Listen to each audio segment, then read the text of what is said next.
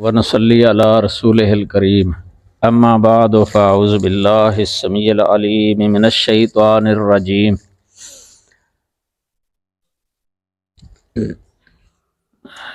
یہ 59 نمبر آیت کریمہ ہے سورۃ الانعام کی۔ وَعِندَهُ مَفَاتِحُ الْغَيْبِ لَا يَعْلَمُهَا إِلَّا هُوَ،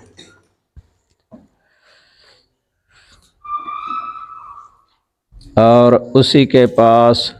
غیب کی چابیاں ہیں۔ غیب کے خزانے یا غیب کی چابیاں۔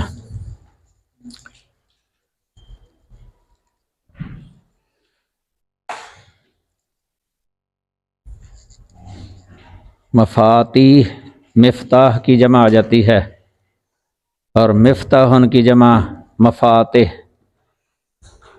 مفعال کی مفاعل، مفعال کی مفاعیل، جیسے مصباح کی مصابیح جمع آتی ہے۔ یہ آلہ ہے، آلے کا وزن، کھولنے کا آلہ۔ چابی کو مفتاح اس لیے کہتے ہیں، تالا کھولنے کا آلہ ہے یہ ذریعہ۔ الغیب پر یہ ال جو ہے نا، یہ استغراقی ہے۔ غیب تو ویسے مصدر ہے، یہ غاب یغیب غیباً، لیکن مصدر اسم فاعل کے معنی میں ہے یا اسم مفعول کے معنی میں ہے۔ اسم فاعل کے معنی میں ہو غیب تے الغائب کے معنی میں الغائب، اور اسم مفعول کے معنی میں ہو تو المغیب، تو مراد اس سے ہوگا استغراقی۔ مفاتح جمیع الغائبات یا مفاتح جمیع المغیبات، اس معنی میں ہوگا۔ ویسے غیب کا لفظ جو ہے نا، یہ لغت میں غیب سے اخذ کیا گیا ہے،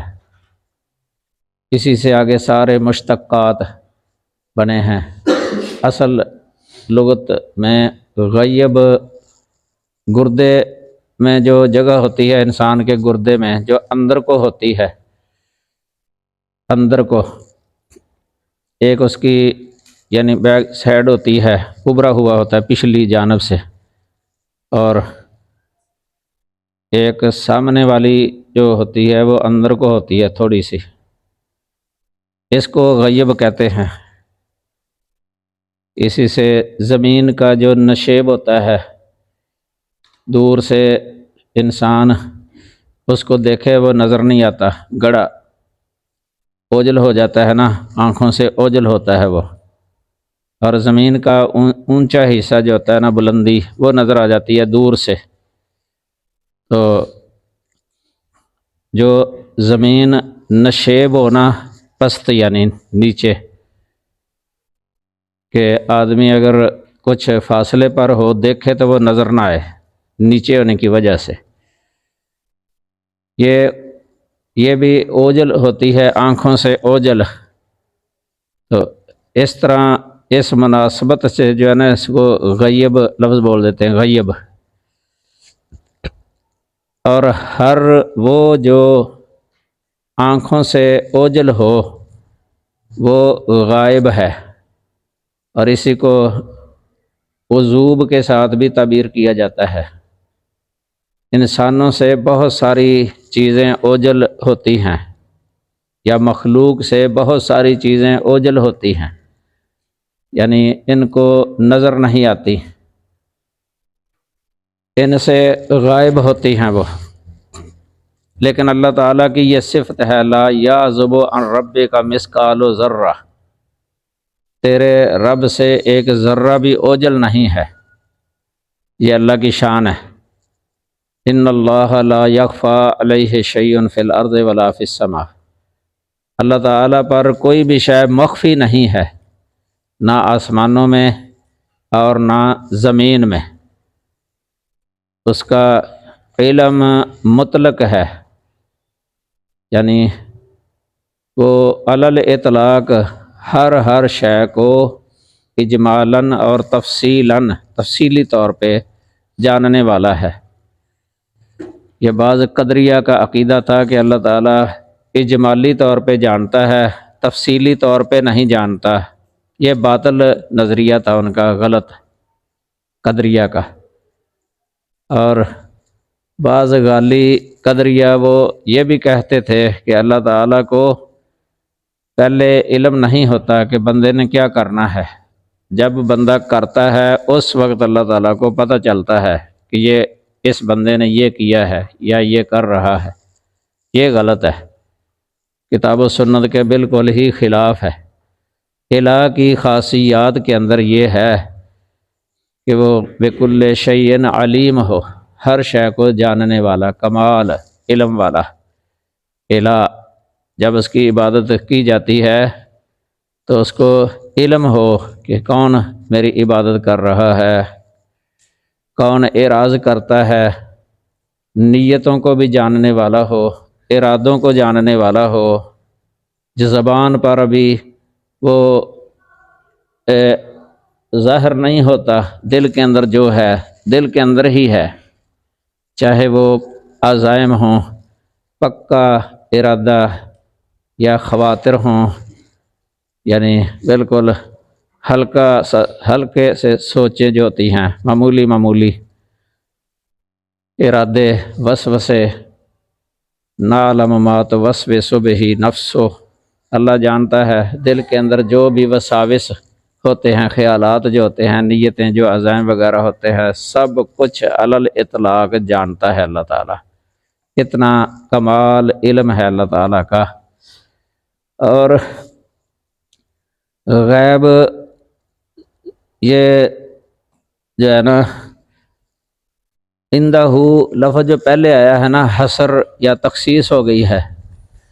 کیونکہ یہ خبر مقدم ہے ظرف کی صورت میں، اور مفاتح الغیب جو ہے نا یہ مبتدا ہے مؤخر، یہ اس طرح تخصیص ہوگی کہ اسی کے پاس، یہ ترجمہ کیا جائے گا، اسی کے پاس ہیں غیب، تمام غیوب۔ اگر غیب بھی کہہ لیں تو کوئی حرج نہیں ہے، کیونکہ یہ جن سے غیب میں سب کچھ ہی آ جاتا ہے۔ مفاتح خزانے یا چابیاں، یہ ایک تخصیص ہے، حصر ہے، عندہ مفاتح الغیب۔ پھر مزید تاکید کے لیے جو ہے نا آگے پھر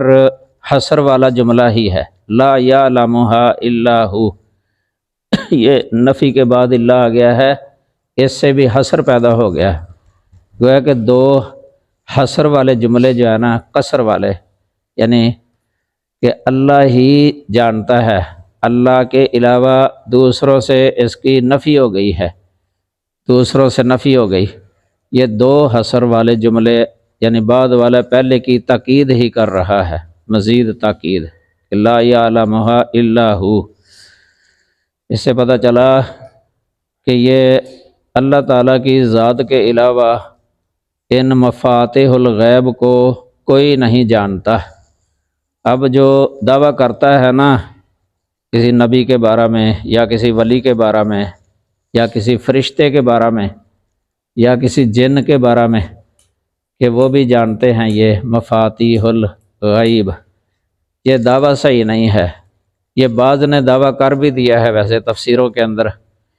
ان میں سیوطی کا نام بھی آتا ہے، سیوطی، یا عام طور پہ ہمارے ادھر جو صوفیہ ہیں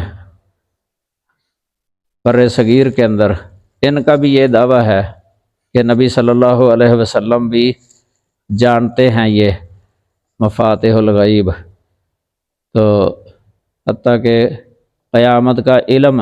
اس کے بارے میں بھی یہ دعویٰ کرتے ہیں کہ وہ بھی نبی صلی اللہ علیہ وسلم جانتے ہیں، حالانکہ حدیث کے اندر واضح موجود ہے، بخاری اور مسلم اور دیگر کتابیں، حدیث جبرائیل کے ساتھ مشہور ہے، یہ مشکات میں بھی شروع میں ہے، کتاب الایمان کے اندر ہے، بخاری کے اندر، اور عام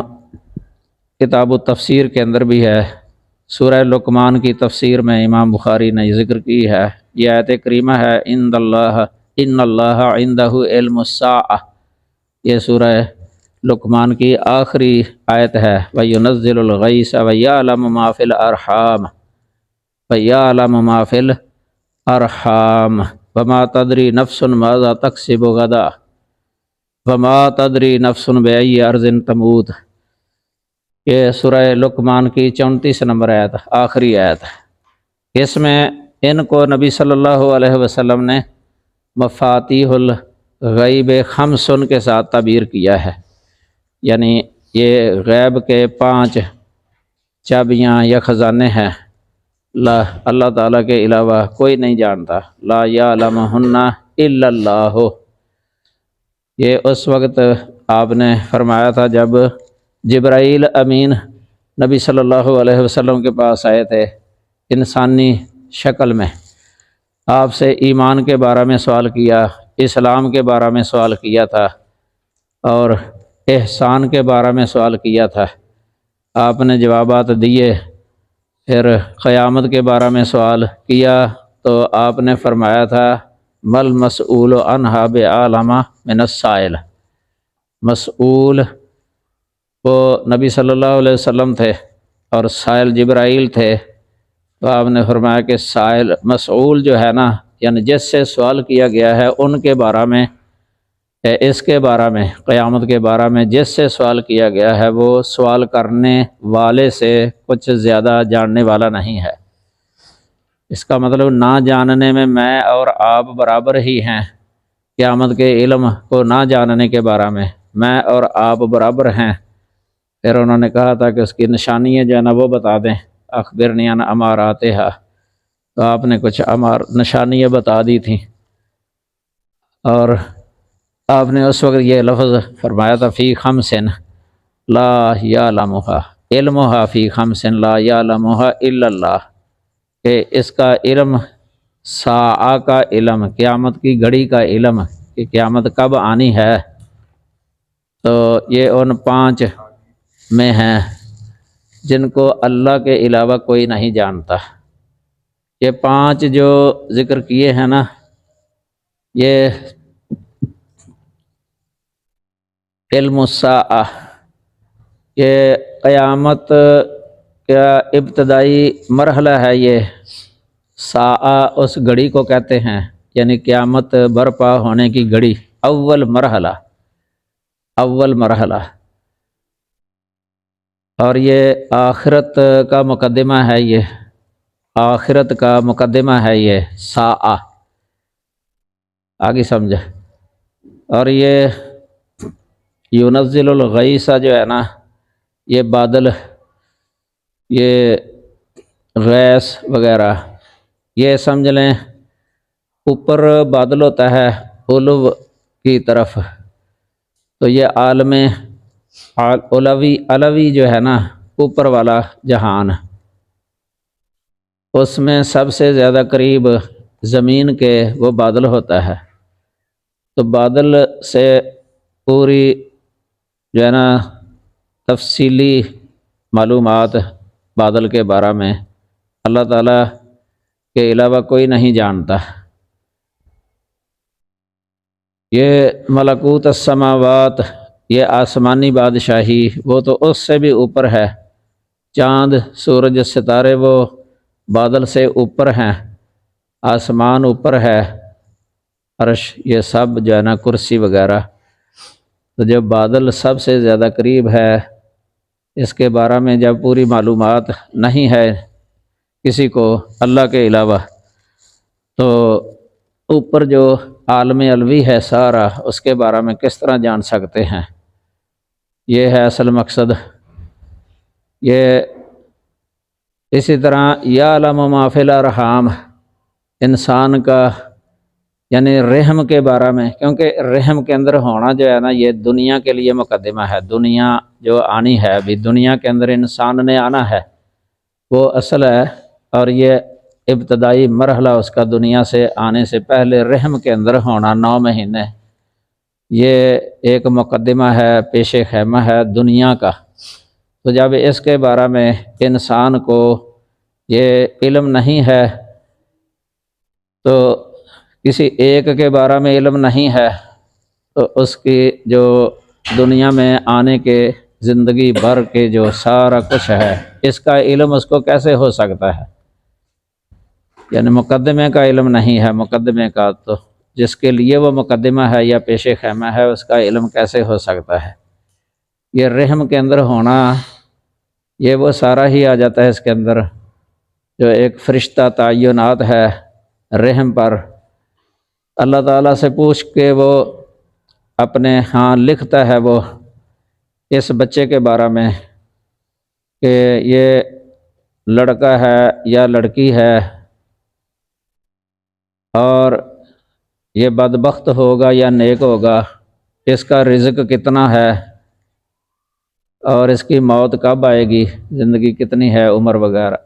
یہ باتیں جو ہے نا یہ سب ہی اس میں آ جاتی ہیں۔ یعلم ما فی الارحام، یعلم ما فی الارحام، تو اللہ تعالیٰ اس کی پوری زندگی کے بارے میں جو کچھ بھی ہے نا سب کچھ جانتا ہے، یہ اس وقت بھی جب وہ رحم کے اندر بھی ہوتا ہے۔ یعلم ما فی الارحام، پھر کوئی ایک رحم نہیں ہے، یہ جمع کا لفظ آیا ہے الارحام، اس پر الف لام جو ہے نا یہ استغراقی ہے، یعنی تمام رحم جتنے بھی مادائیں ہیں دنیا کے اندر، چاہے انسانی ہے یا جنی یا حیوانی، کوئی بھی تمام ماداؤں کے رحموں کے اندر جو بھی ہے نا وہ اللہ تعالیٰ جانتا ہے۔ اس طرح یہ جو مرغیوں کے انڈے ہوتے ہیں ان کے اندر جو مقدر ہوتا ہے کہ اس میں بچہ پیدا ہونا ہے اس کے بارے میں بھی پورا تفصیلی علم اللہ وحدہ لا شریک کو ہے یک وقت، تو یہ کمال علم ہے اللہ تعالیٰ کا۔ تو اسی طرح وما تدری نفس ماذا تکسب غدا،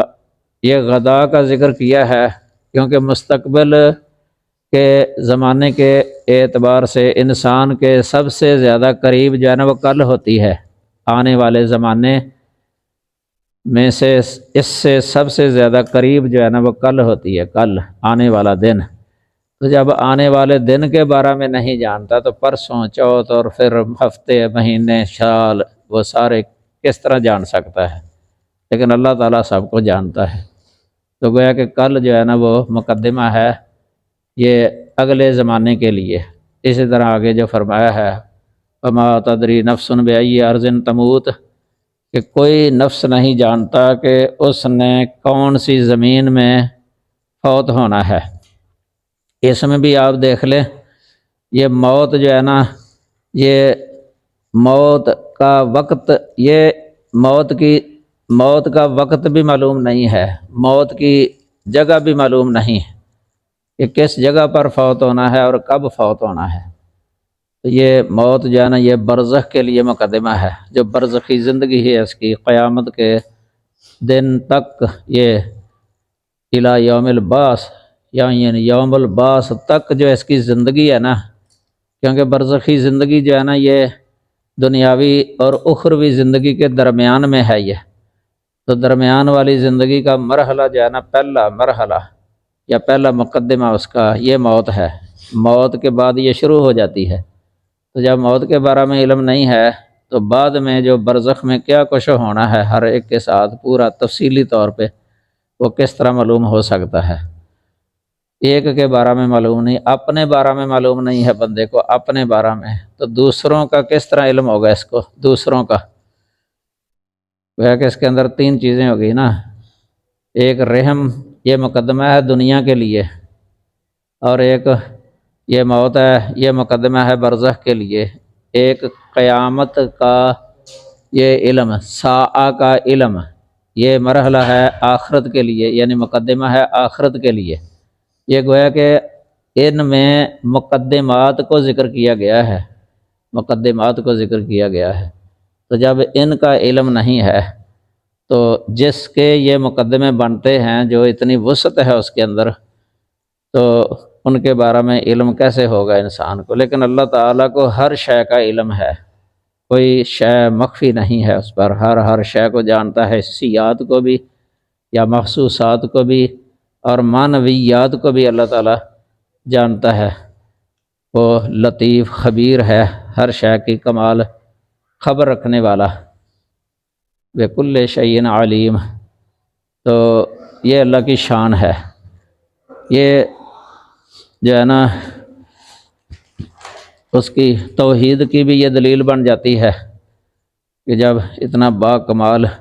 ہے وہ، تو وہی الہ ہو سکتا ہے، اس کے علاوہ الہ کوئی نہیں ہے، مخلوق یہ الہ نہیں ہو سکتا۔ خالق جو ہے نا، عالم، علیم، قدیر، اس طرح السمیع، البصیر، یعنی کمال صفات والا وہی الہ ہو سکتا ہے، اس کے علاوہ الہ کوئی نہیں ہے۔ اس صورت کا مرکزی ویسے جو مضمون ہے نا وہ توحید ہے اور شرک کا رد۔ کہیں توحید کے دلائل شروع ہو جاتے ہیں اور شرک کی تردید شروع ہو جاتی ہے، مشرکین کے شبہات اور ان کے اعتراضات کے جوابات شروع ہو جاتے ہیں۔ اس لیے آگے جا کے ابراہیم علیہ السلام کا بھی بیان ہے، کیونکہ انہوں نے بھی توحید کی تبلیغ کی تھی، سب سے پہلے توحید کی تبلیغ اور شرک کی تردید کی تھی سب سے پہلے، تو ان کا ذکر کیا ہے اللہ تعالیٰ نے اس صورت کے اندر، بعد میں آ جائے گا۔ تو ویسے عالم الغیب جو ہے نا یہ اللہ کا خاصہ ہے، عالم الغیب ہونا اللہ کا خاصہ ہے، یہ الہ کے خاصیات میں ہے، یہ عالم الغیب ہونا۔ اس لیے عالم الغیب کا لفظ جو ہے نا یہ کسی پر بولا نہیں جاتا، نہ فرشتے پر نہ کسی نبی پر۔ عالم الغیب کا لفظ فرشتوں نے بھی کہا تھا لا علم لنا الا ما علمتنا، ہمارے پاس کوئی علم نہیں، یہ لا نفی جنس کا ہے، الا ما علمتنا، لا نفی جنس کا یہ نکرے پر داخل ہوتا ہے نا، تو اس نکرے کے اندر عموم پیدا ہو جاتا ہے، پھر اس عموم کے بعد جو ہے نا یہ استغراقی عموم جو ہوتا ہے پھر تخصیص جو ہے نا ہوتی ہے، تخصیص جائز ہے، اس لیے الا ما علمتنا یہ آ گیا ہے استثناء، یہ مخصص آ گیا ہے۔ یہ ایسے ہی ہے جیسے ان الانسان لفی خسر الا الذین آمنوا وعملوا الصالحات، دیکھو الانسان پر الف لام استغراقی ہے، اس کے بعد الا الذین آمنوا یہ مخصص آ گیا ہے استغراق سے۔ تو ایک قاعدہ بھی ہے ما من آمن الا وقد خص، نہیں ہے کوئی عام مگر اس کی تخصیص ہوئی ہے، یہ اصول فقہ کی کتابوں میں لکھا ہوتا ہے یہ، ہاں اس کی تخصیص نہیں ہے جو اللہ تعالیٰ کی صفات بیان ہوتی ہے نا، بکل شیء علیم ہے مثلا، یہ ایسا عموم ہے، اس کی تخصیص نہیں ہے۔ تو اس طرح خالق کل شیء، کل شیء کہ ہر شے مخلوق ہے، اللہ کے علاوہ اس میں کوئی بھی تخصیص نہیں ہے کہ کوئی مخلوق ہو لیکن اللہ کی مخلوق نہ ہو، اللہ اس کا خالق نہ ہو، ایسے نہیں ہے، اللہ ہر شے کا خالق ہے۔ اس طرح علی کل شیء قدیر وغیرہ، تو یہ اس میں بہت عموم ہے، عالم الغیب تو ہر شے، ہاں اگر اللہ تعالیٰ بے ذریعہ وحی کسی کو کوئی شے بتا دے نا اس مفاتح الغیب میں سے، اس کو کہا جائے گا اطلاع علی الغیب، اطلاع علی الغیب، یعنی جس کو بتائی ہے نا اس کو مطلع علی الغیب کہا جائے گا، مطلع علی الغیب کہ اس کو غیبی بات پر اطلاع دے دی گئی ہے وحی کے ذریعے۔ فرشتے کو بتا دے اللہ، جبرائیل کو بتا دے اللہ تعالیٰ، مثلا جس طرح جبرائیل آسمانی خبریں لے کے آیا کرتے تھے، آپ فرماتے ہیں یا تینی خبر السماء صباحا و مساء، بخاری میں ہے کہ میرے پاس آسمان کی خبر صبح و شام آتی رہتی ہے، وحی آتی تھی نا، تو وحی کے ذریعے جو شے یہ معلوم ہو جائے نا یا اطلاع دے دی جائے، جس کو اطلاع دی گئی ہے نا اس کو عالم الغیب نہیں کہا جاتا، عالم الغیب اس کو کہا جاتا ہے جو بغیر کسی مخبر کے یعنی خود ہی معلوم کر لے، کسی خبر دینے والے کے خبر دینے کے بغیر آپ ہی معلوم کرے، یعنی آپ خود ہی معلوم کرے کسی ذریعے کے بغیر۔ اور یہ اللہ کی خاص صفت ہے۔ اللہ تعالیٰ کسی ذریعے کے ساتھ جو ہے نا معلوم نہیں کرتا، کسی ذریعے کے ساتھ معلوم نہیں کرتا۔ اللہ کا علم ذاتی ہے اور ازلی ہے، ازلی ابدی، یعنی نہ اس کی ابتدا ہے کہ اب حاصل ہوا تھا، یہ حاصل ہونے کی ابتدا بھی کوئی نہیں ہے اور انتہا بھی کوئی نہیں ہے۔ یہ ذاتی صفت ہے اللہ تعالیٰ کی، علم اللہ کی ذاتی صفات میں سے ہے۔ ازلی ابدی یعنی ازل سے ہی اللہ تعالیٰ اس صفت کے ساتھ متصف ہے۔ جس طرح اللہ تعالیٰ کی ذات کی کوئی ابتدا نہیں ہے، اللہ کی ذات ابدی ہے، ایسے ہی اللہ تعالیٰ کی صفت علم یہ بھی ازلی ہے اور ابدی ہے، نہ اس کی ابتدا ہے نہ انتہا ہوگی۔ یہ اللہ تعالیٰ اپنی صفات کے ساتھ ہی وہ خالق ہے، اللہ بما اپنی صفات کے وہ خالق ہے۔ تو علم اس لیے اللہ تعالیٰ کی صفت جو ہے نا یہ کمالی کہلاتی ہے۔ تمام صفات میں کہتا ہے کہ تمام صفات جو ہے نا وہ کمالی ہی کمالی ہے۔ اللہ کی جو ذاتی صفت ہوتی ہے نا، اس کے بارے میں یہ نہیں کہا جاتا کہ یہ اللہ تعالیٰ کی مشیت کے ساتھ ہے اور جب چاہے، یہ نہیں ہے۔ فعلی اور اختیاری صفت میں یہ کہا جاتا ہے، اس میں اتنا تو کہا جاتا ہے کہ اللہ ازل ہی سے اس صفت کے ساتھ متصف ہے، لیکن ساتھ یہ کہا جاتا ہے کہ وہ کرتا ہے جب چاہتا ہے۔ مثلا لم یزل متکلما اذا شاء، لم یزل رحیما اذا شاء، یہ کہا جاتا ہے، لیکن اس طرح نہیں کہیں گے کہ لم یزل علیما اذا شاء، ادھر نہیں کہیں گے، یہ ہے ذاتی۔ لم یزل علیما اذا شاء ادھر نہیں کہیں گے، یہ مشیت کے ساتھ اس کو معلق نہیں کریں گے۔ یا مثلا لم یزل قدیرا اذا شاء، کیونکہ ایک استمرار ہوتا ہے صفت کے اندر، استمرار یہ ذاتی صفات میں ہوتا ہے ہر وقت، یعنی اللہ اس صفت کے ساتھ متصف ہے۔ مثلا رحمت میں کہہ سکتے ہیں جس پر چاہے رحمت کرے، جس کو چاہے عذاب دے، یا جس پر چاہے رحمت نہ کرے، اس طرح کہہ سکتے ہیں۔ یا جس کو چاہے بخشے، جس کو چاہے نہ بخشے، کہہ سکتے ہیں نا، یہ فعلی صفات میں ہے، چاہے آ جاتا ہے اس کے اندر۔ قرآن میں بھی آتا ہے یغفر لمن یشاء ویعذب من یشاء، لیکن اس طرح کہیں بھی نہیں آیا کہ یعلم اذا شاء، یعلم اذا شاء، یا اس طرح نہیں کہہ سکتے ان شاء علم و ان شاء لم یعلم، اس طرح نہیں کہہ سکتے ذاتی کے اندر۔ ان شاء قدر و ان شاء لم یقدر، یہ نہیں کہہ سکتے۔ ہاں فعلی میں کہہ سکتے ہیں ان شاء غفر و ان شاء لم یغفر، ان شاء عذب و ان شاء لم یعذب، اس طرح کہہ سکتے ہیں۔ ان شاء رحم و ان شاء لم یرحم، یہ فعلی اختیاری میں ہوتا ہے۔ تو علم جو ہے نا یہ ذاتی صفت ہے اللہ تعالیٰ کی، ہمیشہ ازلی ابدی، ہر وقت اللہ تعالیٰ اس کے ساتھ متصف ہے۔ اور یہ بھی نہیں کہہ سکتے کہ اس علم کے اندر کمی زیادتی ہوتی ہے، یہ بھی نہیں کہہ سکتے کمی زیادتی ہوتی ہے، یہ کمال ہے، کمال، اور ہر وقت جو ہے نا ازل ابد سے اللہ تعالیٰ اس صفت کے ساتھ متصف ہے۔ ویسے علم جو غائب ہوتا ہے نا، اس کی دو قسمیں ہیں، غائب کی دو قسمیں ہیں۔ ایک قسم وہ ہے جو نسبی غائب کہلاتا ہے، نسبی، اور ایک غائب ہوتا ہے جو علی الاطلاق غائب ہے، علی الاطلاق غائب ہے۔ مثلا نسبی کا مطلب یہ ہے کہ انسان اس کو جان سکتا ہے، انسان اس کو جان سکتا ہے، اور یا مثلاً وہ شے بعض جانتے ہیں بعض نہیں جانتے، یہ کہہ سکتے ہیں نسبی کے اندر، نسبی کے اندر اگر دوسرا بھی کوئی جاننا چاہے تو جان سکتا ہے، یہ نسبی کے اندر ہوتا ہے، نسبی کے اندر۔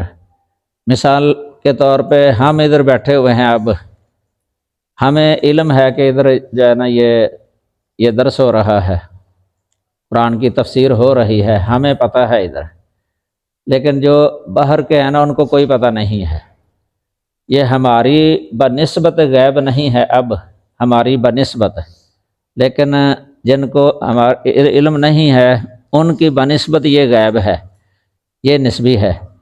یا باہر جو ہے یا ہمارے گھروں کے اندر اس وقت مثلاً کیا کر رہے ہیں تو کس حالت میں ہیں، وہ ہم سے اب غیب ہے، لیکن ان کی بنسبت جو افراد گھروں کے اندر ہیں وہاں ان کی بنسبت وہ غیب نہیں ہے۔ اس کو کہتے ہیں نسبتاً، یعنی یہ غیب ہے کہ بعض جانتے ہیں بعض نہیں جانتے، یا انسان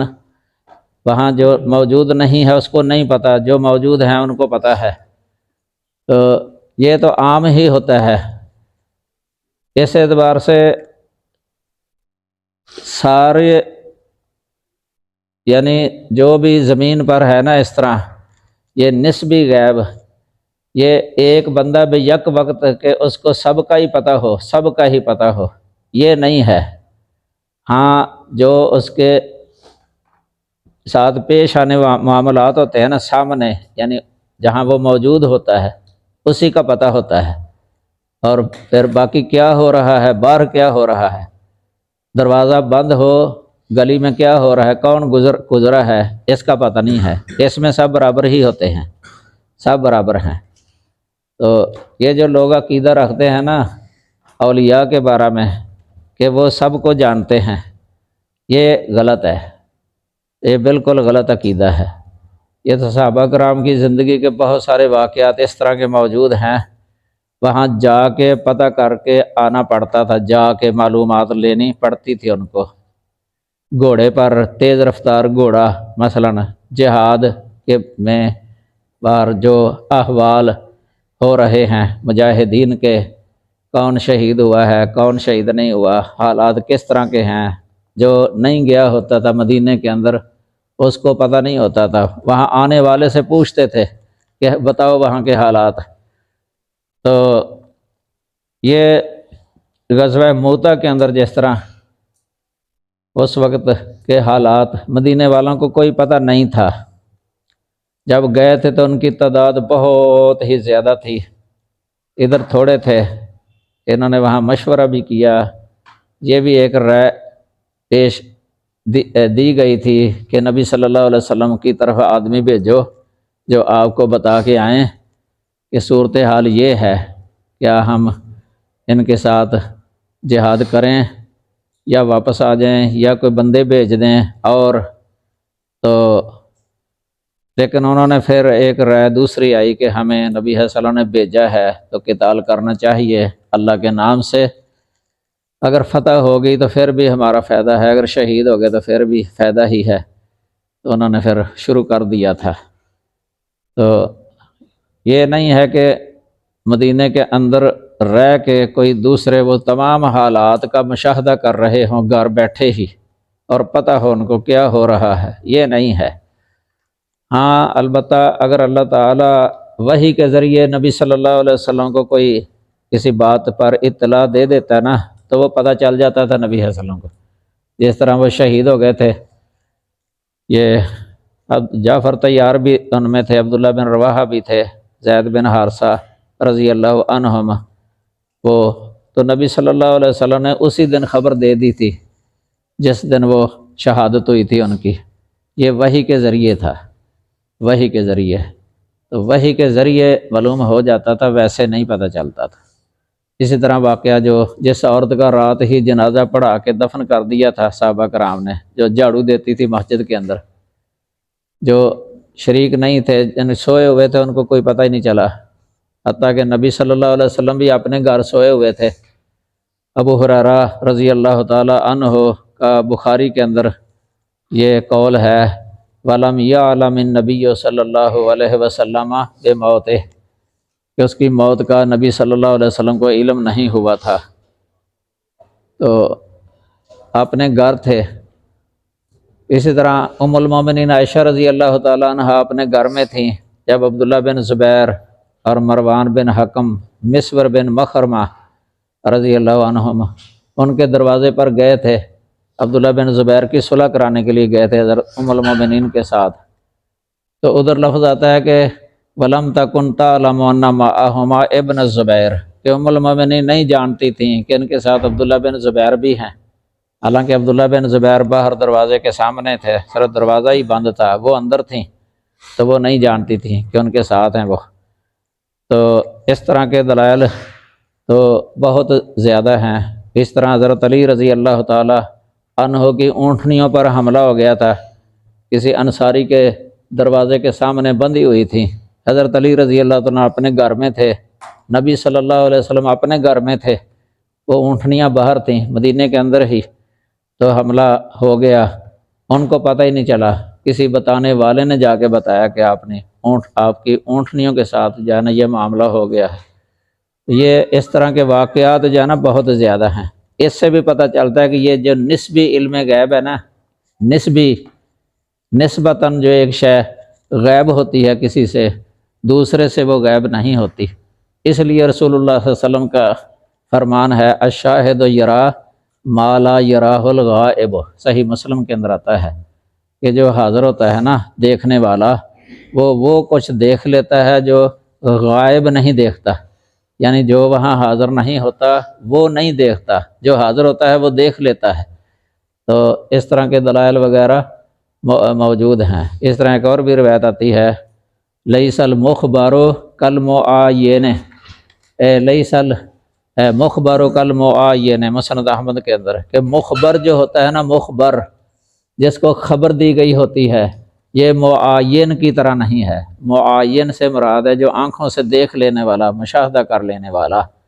کیونکہ مشاہدہ کرنے والے کو عین الیقین حاصل ہوتا ہے، اور جو مخبر ہوتا ہے نا اس کو علم الیقین حاصل ہوتا ہے۔ تو علم الیقین کا درجہ کل بتایا تھا میں نے کہ وہ کم ہے ادنا،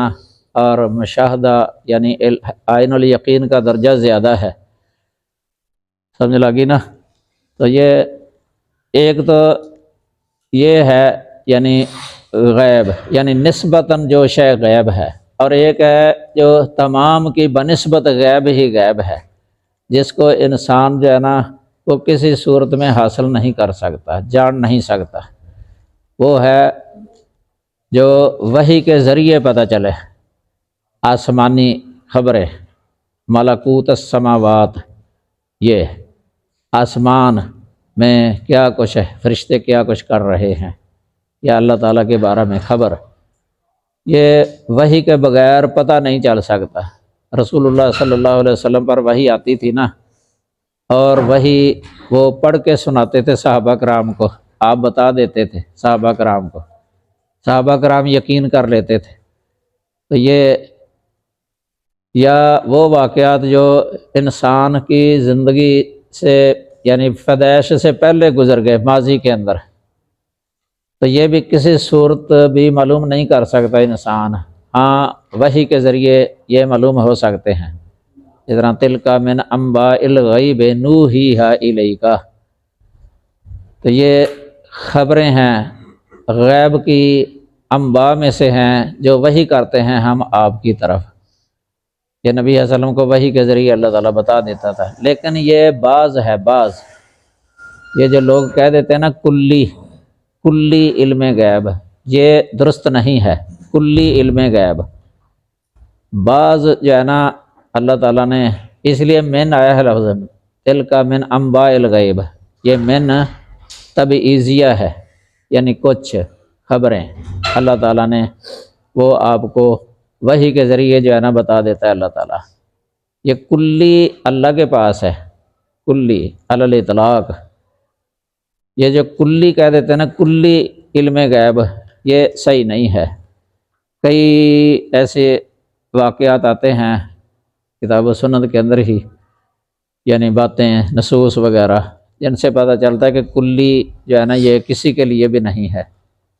کلی کسی کے لیے بھی نہیں ہے اللہ تعالیٰ کے علاوہ۔ تو یہ وَعِندَهُ مَفَاتِحُ الْغَيْبِ لَا يَعْلَمُهَا إِلَّا هُوَ وَيَعْلَمُ مَا فِي الْبَرِّ وَالْبَحْرِ، یہ بھی اسی کی تاکید ہی ہے، کیونکہ یہ ما فی البر والبحر یہ ان میں آ ہی گیا ہے مفاتیح الغیب کے اندر، تو پھر انسان کو ذہن نشین کرانے کے لیے اللہ تعالیٰ نے فرمایا یعلم ما فی البر والبحر، یہ جانتا ہے جو کچھ بھی خشکی میں ہے اور جو سمندر میں ہے۔ یہ زمین جو ہے نا یہ کرۂ ارضیہ جس کو کہا جاتا ہے، زمین کروی ہے نا، یہ بحر اور بر پر ہے مشتمل، ارض بر اور بحر، یا خشکی ہے یا پھر یہ سمندری حصہ ہے تری پانی، تو اس میں انسان کا جو تصور ہے نا اس تک ہی محدود ہے، بس یا سمندر ہے یا خشکی ہے، تو اس میں بہت کچھ ہے زمین کے اندر اور یہ سمندر کے اندر، سمندر میں بہت ساری مخلوقات ہے اللہ تعالیٰ کی، بہت ساری مخلوقات، یہ ذرہ ذرہ جو ہے نا اللہ تعالیٰ کے علم میں ہے، یہ ما عموم کے لیے ہوتا ہے، اس طرح جو خشکی کے اندر ہے، ریت ہے مثلا، مٹی ہے، اس کے تمام ذرات، اس طرح جو نباتات ہیں ان کے تمام، یعنی کوئی استثناء نہیں ہے، اور اسی طرح پہاڑوں میں جو کچھ ہے، زمین کے اندر جو کچھ ہے، زمین کے اوپر جو کچھ ہے، سب اس میں آ جاتا ہے۔ اور وما تسقط من ورقہ، اور نہیں گرتا کوئی بھی پتا، یہ من آ گیا نا اس میں، یہ ما ورا کا نکرہ ہے، اس پر ما داخل ہے، تو من داخل ہو گیا تاکید کے لیے، زائدہ تاکید کے لیے، کہ کوئی بھی پتا نہیں گرتا الا یعلمھا، مگر اللہ تعالیٰ اس کو جانتا ہے، پتے کو جانتا ہے۔ آپ دیکھیں آپ پتے کتنے ہیں، آدم علیہ السلام سے لے کے آج تک جتنے پتے لگے ہیں نا اور جڑے ہیں، اور جڑنے کے بعد پھر لگے ہیں، کیونکہ ہر سال پتے نئے لگتے ہیں، یہ موسم اب مارچ کا مہینہ، موسم بہار، یہ پتے لگنے کا جو ہے نا یہ موسم ہے، پہلے جڑ جاتے ہیں سخت سردی کے موسم میں اور نئے لگتے ہیں پتے تمام درختوں کو، تو یہ ہر سال ہی ایسے ہوتا ہے، تو یہ سارے ہی مراد ہیں، سارے ہی، یعنی ہر سال کے، ہر موسم کے، ہر وقت جتنے بھی پتے پہلے جڑ جاتے ہیں نئے لگ جاتے ہیں نا، ہر پتا مراد ہے سے الا یعلمھا، اس لیے ما تسقط من ورقہ کے اندر بہت عموم ہے، یعنی عموم استغراقی ہے یہ، ولا حبۃ فی ظلمات الارض، اور نہ ہی کوئی دانہ جو زمین کے اندھیروں میں ہوتا ہے، دانہ، یہ دانے اناج جو ہوتے ہیں نا، عام گندم ہے مثلا، چاول یا منجی، دالیں، اور بھی رائی وغیرہ، تمام دانے یہ آ جاتے ہیں اس کے اندر، زمین کے اندھیروں میں۔ یہ انسان کے لیے تو اندھیرا ہے، اللہ کے لیے کوئی اندھیرا نہیں ہے۔ یہ جو غیب اور حاضر لفظ بولا جاتا ہے یہ بھی انسان کے اعتبار سے بولا جاتا ہے، اللہ کے لیے کوئی یہ نہیں ہے کہ اللہ سے غائب ہے، یہ اللہ کے لیے برابر ہی ہے، یہ انسان کی بنسبت کہا جاتا ہے، یہ حاضر اور غائب، حاضر اور غائب انسان کی بنسبت یا مخلوق کی بنسبت، اللہ کی بنسبت کوئی بھی شے غائب نہیں ہے۔ یہ زمین کے اندر دفن کر دیا جاتا ہے دانہ یا گٹھلی، انسان سے وہ غائب ہو جاتا ہے، نظر نہیں آتا، مٹی حائل ہو جاتی ہے اوپر، لیکن اللہ تعالیٰ کے لیے غائب نہیں ہے۔ اللہ تعالیٰ انسان کے لیے جو ظلمات میں شے ہے نا، اللہ تعالیٰ اس کو بھی اسی طرح ہی جانتا ہے جس طرح انسان کے لیے کوئی روشنی کے اندر شے ہو، برابر کوئی فرق نہیں پڑتا، ولا رطبن اور نہ ہی کوئی ترش ہے، ولا یابسن اور نہ ہی کوئی خشک، الا فی کتاب مبین مگر وہ ایک واضح کتاب میں ہے، اس سے مراد وہ لوح محفوظ ہے۔ لوح محفوظ کے اندر اللہ تعالیٰ نے ہر شے کے بارے میں لکھا ہوا ہے اور تفصیلاً لکھا ہوا ہے، اس کے تفصیلی احوال لکھے ہوئے ہیں۔ یہ کائنات کی چھوٹی سے چھوٹی اور پوشیدہ سے پوشیدہ چیز لوح محفوظ کے اندر درج ہے۔ یہ اللہ تعالیٰ کے کمالات ہیں۔ یہ ہے الہ، یہ ہے الہ، ایسی صفت کسی کی بھی نہیں ہے۔ نتیجہ یہی نکلتا ہے کہ اللہ کے علاوہ کوئی الہ نہیں ہے، الہ بھی وہی ہے، کیونکہ الہ کی خاصیات میں سے یہ ہے کہ اس طرح کا علم جو ہے نا محیط ہو، اس کے لیے محیط علم۔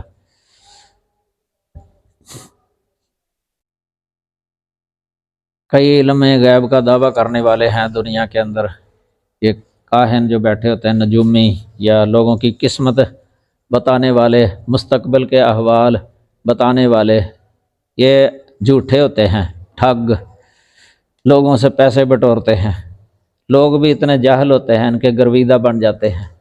ان کو اولیاء سمجھنے لگ جاتے ہیں کہ یہ اولیاء ہیں، ان کے پاس کچھ ہے، اس طرح کا شروع ہو جاتے ہیں کہ ان کے پاس کچھ ہے، یا پیروں کی عطا ہے اس کو، یا پیر نے اس کو دیا ہے، اس طرح کے عقیدے رکھتے ہیں۔ یہ ویسے شرکیہ عقیدے ہوتے ہیں، ان کے پاس جانا منع ہے۔ ترمذی کے اندر ایک روایت آتی بھی ہے کہ جو کسی عراف کے پاس آتا ہے نا تو اس کی تصدیق کر دیتا ہے، کاہن کے پاس اس کی تصدیق کر دیتا ہے، تو اس نے کفر کیا اس کے ساتھ جس کے ساتھ اللہ تعالیٰ نے مجھے بھیجا ہے۔ ایک روایت میں یہ بھی آتا ہے کہ 40 دن تک اس کی نماز قبول نہیں ہوتی۔ تو یہ جھوٹے ہوتے ہیں اس طرح کے لوگ۔ علم غیب کا دعویٰ کرنے والا یہ کذاب ہے۔ بلکہ فقہ کی کتابیں تو یہاں تک لکھا ہوا ہے کہ جو یہ کہے ان ارواح الاولیاء حاضرۃ تعلم یکفر، کہ جو یہ عقیدہ رکھتا ہے نا کہ اولیاء کی روحیں جو ہے نا وہ حاضر ہوتی ہیں اور جانتی ہیں، علم غیب رکھتی ہیں، روحیں ان کی حاضر ہیں، تو وہ کفر ہو جاتا ہے، یہ کفر ہے، یہ عقیدہ رکھنا۔ عام در مختار وغیرہ میں بھی لکھا ہوا ہے، اور فقہ اکبر میں بھی لکھا ہوا ہے، مولا علی قاری کی ہے فقہ اکبر، یہ شرح فقہ اکبر، اس میں بھی لکھا ہوا ہے۔ یہ کسی کے بارے میں یہ عقیدہ نہیں رکھنا چاہیے کہ وہ عالم الغیب ہے یا وہ تمام دلوں کی جانتا ہے۔ دل کی نہیں جانتا کوئی بھی اللہ تعالیٰ کے علاوہ، یہ اللہ کی صفت ہے۔ علیم بذات الصدور، بذات الصدور، یہ اللہ کی صفت ہے، اس میں کوئی شریک نہیں ہے۔ تو وَهُوَ الَّذِي يَتَوَفَّاكُم بِاللَّيْلِ وَيَعْلَمُ مَا جَرَحْتُم بِالنَّهَارِ، اور وہ وہی ہے، یہ حصر ہو گیا نا، ہووا معرفہ ہے اور الذی یہ بھی معرفہ ہے، وہ ضمیر ہے معرفے کی قسم، اور الذی معرفے کی قسم موصول ہے۔ 7 قسمیں ہیں معرفے کی، ان میں سے ضمیر، مضمرات، موصولات۔ تو مبتدا ہوا ہے، الذی خبر ہے، مبتدا خبر مل کے یہ جملہ بن جاتا ہے۔ یہ ہے تو موصول، اگے صلہ ہے بعد میں، یہ سارا ملا کے جو ہے نا یہ خبر بن جاتی ہے، اس لیے حصر ہو گیا۔ وہی ترجمہ کرنا ہے، هو الذی، وہی ہے جو تمہیں یتوفاکم قبض کر لیتا ہے، فوت کر لیتا ہے، باللیل، رات کو فوت کر لیتا ہے۔ یہاں قبض جو ہے نا یا توفی جو ہے نا، اس سے مراد نیند ہے، نیند دے دینا۔ توفی یہ لغوی معنی تو اس کا ہوتا ہے اخذ الشیء وافیہ، یہ لغوی معنی ہے اس کا، یہ وفا سے ہے نا، اخذ الشیء وافیہ، یعنی کسی شے کو پورا لے لینا۔ عیسیٰ علیہ السلام کے بارے میں جو ہے نا، انی متوفی کا ورافع کا الیہ، متوفی کا وہاں لغوی معنی کے اعتبار سے کئی مفسرین نے آخذوں کا وافیہ، آخذوں کا وافیہ کہ میں تجھے پورا پورا لینے والا ہوں، پورا پورا لینے والا ہوں۔ پورا پورے میں آ جاتا ہے روح مع الجسد، یہ دونوں ہی یہ معنی کرتے ہیں کئی مفسرین وہاں۔ ویسے توفی اس کا نیند کے ساتھ بھی تعلق ہوتا ہے، نیند جو دے دینی کسی کو، اور اس کا معنی موت والا بھی ہوتا ہے۔ ویسے مراد یہ قرینے سے پتہ چل جاتا ہے کہ یہاں کون سا معنی مراد ہے۔ جس طرح قرآن میں ہے نا، اللہ یتوفی الانفس حین موتہا، موت کے وقت اللہ تعالیٰ نفسوں کو یعنی قبض کر لیتا ہے، نفسوں کو، روحوں کو قبض کر لیتا ہے۔ واللتی لم تمت فی منامہا، اور جو ابھی تک جن کو موت نہیں آئی ان کو قبض کر لیتا ہے نیند کے وقت۔ اس جگہ پر دونوں معنی دونوں اطلاق ہیں اس کے، یعنی موت کے لیے بھی اور نیند کے لیے بھی توفی کا لفظ استعمال ہوا ہے، کیونکہ ہی نہ موتہا آ گیا نا، یہ قرینہ ہو گیا ہے، اور واللتی لم تمت فی منامہا یہ موت کی نفی ہے لیکن توفی ہے، موت کے بغیر بھی توفی ہو جاتی ہے، یعنی نیند کے اندر۔ تو نیند کے اندر اس لیے بعض اہل علم کا یہ قول ہے کہ عیسیٰ علیہ السلام کو جو اوپر اٹھایا گیا تھا نا، یہ نیند کی حالت میں اٹھایا گیا تھا، یعنی فرشتوں نے ان کو یعنی سلا دیا تھا، نیند آ گئی تو اسی حالت میں ان کو آسمان پر لے گئے۔ موت پھر بھی ثابت نہیں ہے کہ وہ موت، جس طرح یہ قادیانی کہتے ہیں نا، عیسیٰ علیہ السلام وفات پا گئے یعنی موت آ گئی تھی ان کو، اور یہ رفع کے بھی قائل نہیں ہیں، رفع عیسیٰ کے کہتے دفن کیے گئے تھے، اور ان کی قبر کہتے ہیں یہ کشمیر کے اندر ہے۔ یہ غلط ہے، سب کچھ فاسد عقیدہ ہے ان کا۔ تو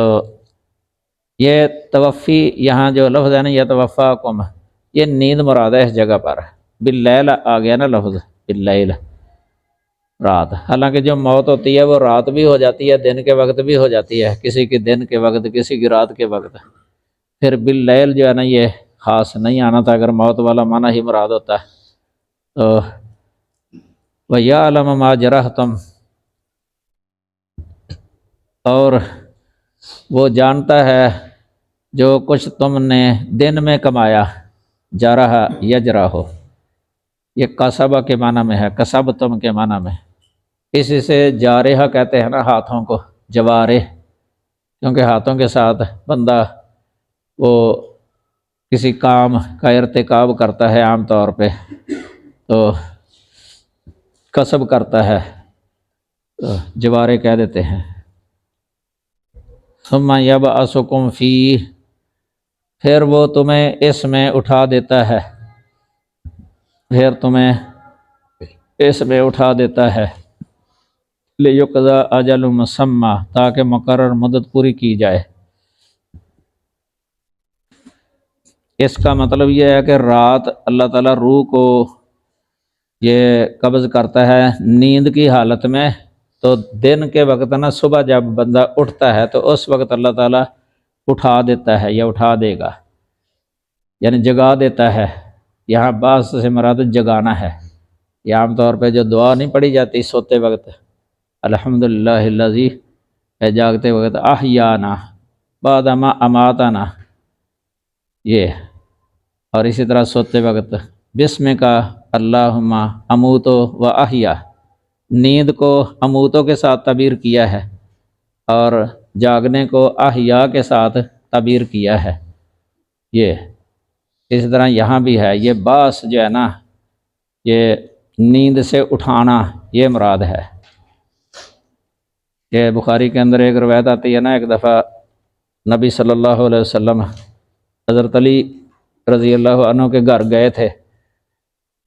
تو آپ ان کو جو ہے نا بیدار کہ یہ نماز پڑھ لیں، نفل پڑھ لیں، اس لیے گئے تھے۔ تو علی رضی اللہ تعالیٰ عنہ جاگ رہے تھے، تو انہوں نے یہ لفظ بولا تھا، ان ارواحنا بید اللہ تعالی اذا شاء ان یبعثنا بعثنا، یہ ہماری روحیں اللہ کے ہاتھ میں ہیں، اللہ جب ہمیں جگانا چاہے گا جگا دے گا۔ تو انہوں نے یہ لفظ بولا تھا، یہی نیند سے جگانا مراد ہے۔ یہ علی رضی اللہ تعالیٰ عنہ کوئی سوئے ہوئے نہیں تھے نا، اس لیے اگر سوئے ہوتے تو یہ لفظ نہیں بولنا تھا، انہوں نے جاگ ہی رہے تھے، تو نبی صلی اللہ علیہ وسلم نے ان کا یہ جواب پسند نہیں کیا تھا، اس لیے آپ نے یہ کہا کان الانسان اکثر شیء جدلا، یہ لفظ بول کے تو واپس آ گئے تھے۔ تو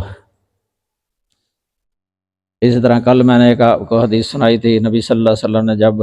سب سے پہلی دعوت کی قریش کی، جب ان کو دعوت دینا تھا نا توحید کی طرف، اپنے بارے میں بتانا تھا کہ اللہ تعالیٰ نے مجھے اپنا نبی رسول بنا کے بھیجا ہے تمہاری طرف، تو لا الہ الا اللہ پڑھو۔ تو اس وقت خطبہ دیا تھا آپ نے ان کو، کافی وہ خطبہ ہے، اس کے اندر یہ لفظ ہے انکم تموتون کما تنامون ثم تحیون کما تستیقظون، کہ بے شک تم مرو گے جس طرح سوتے ہو، پھر مرنے کے بعد دوبارہ زندہ کیے جاؤ گے جس طرح تم بیدار ہوتے ہو، موت سے جس طرح تم بیدار ہوتے ہو۔ یہی لفظ اس وقت نبی صلی اللہ علیہ وسلم نے استعمال کیا تھا۔ اس سے پتہ چلتا ہے کہ موت جو ہے نا نیند کے بہت زیادہ مشابہ ہے، موت نیند کے بہت زیادہ مشابہ ہے، موت شبیہ کہنا چاہیے، یعنی موت جو ہے نا وہ نیند کی شبیہ ہے، شبیہ کئی وجوہ سے اس کے ساتھ اس کی مشابت ہے، موت کی نیند کے ساتھ۔ لیقضی اجل مسمى، لیقضی تاکہ مقرر مدت پوری کی جائے، اجل کا معنی مدت ہے، مسمى معنی مقرر۔ یہ مراد سے یہ ہے کہ ہر ایک کے لیے جو رزق اور عمر متعین ہے نا وہ پوری کی جائے، ہر بندے کی، یعنی اس کے لیے جو رزق مقرر کیا ہے اللہ تعالیٰ نے، اور اس کی جو موت کا وقت مقرر کیا ہے، یہ دنیا کے اندر رات اور دن کا نظام بنایا ہے اللہ تعالیٰ نے، رات انسان سوتا ہے اور دن بیدار ہوتا ہے، تو یہ موت تک جو ہے نا اسی طرح رات دن، یہ دن بدن انسان اپنی موت تک جو ہے نا وہ جا رہا ہے، ایک ایک لمحہ جو گزر رہا ہے نا یہ موت کی طرف جو ہے نا جا رہا ہے، موت کی طرف، یعنی جب اللہ نے جو لکھی ہے جب وہ وقت آ جاتا ہے نا پھر ہے لا یستقدمون ساعۃ ولا یستاخرون، یعنی اس میں تقدم تاخر نہیں ہوتا، جو لکھی ہے اسی جگہ پر، جس جگہ پر لکھی ہے وہاں پہنچ جاتا ہے، اللہ کوئی کام ڈال دیتا ہے وہاں۔ یہ بھی ایک حدیث میں آتا ہے کہ جس جگہ پر انسان کی موت لکھی ہے نا ادھر اللہ تعالیٰ کوئی کام ڈال دیتا ہے،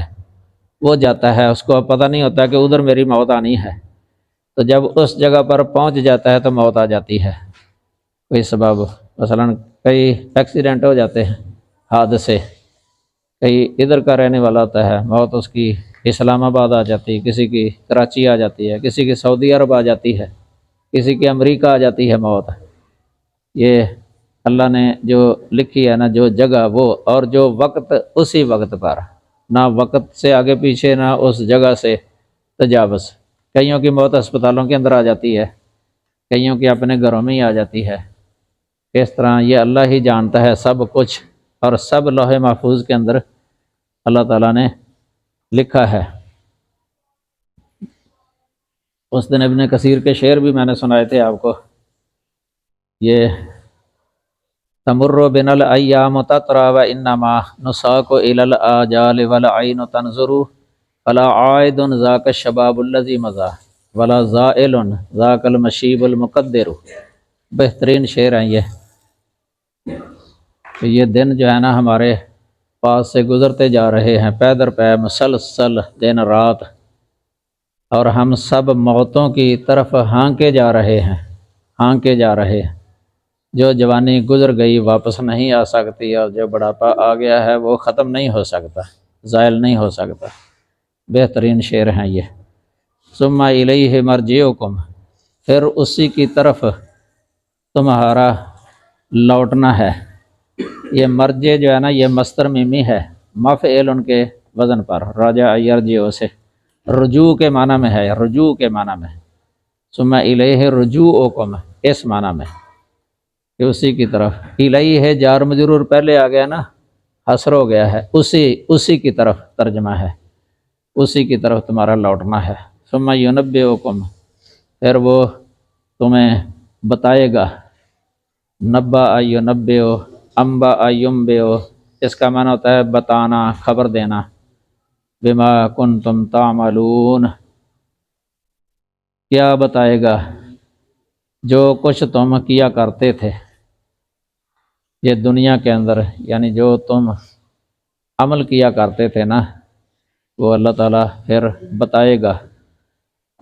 یہ روح لٹا کر زندہ کر دینا مراد ہے، روح لٹا کے بدن کے اندر زندہ کرنا، قبروں سے نکال دینا، پھر حساب و کتاب ہوگا اس دن، کون نیک عمل کرتا رہا کون بد عمل کرتا رہا، پھر ان کا بدلہ دینا۔ یہ پتہ چلا کہ کمال علم کا بیان یہاں کیا ہے، اور پہلے کمال علم کا بیان تھا، اب جو ہے نا یہ کمال قدرت کا بیان ہے، یہ فرق ہو گیا۔ پہلے کمال علم بیان کیا اللہ تعالیٰ کا، اب جو ہے نا کمال قدرت بیان کی ہے، یہ اللہ تعالیٰ نے اپنی کمال قدرت، یہ بھی کمال قدرت پر یہ چیزیں دلالت کرتی ہے نا۔ گھنٹہ ہو گیا۔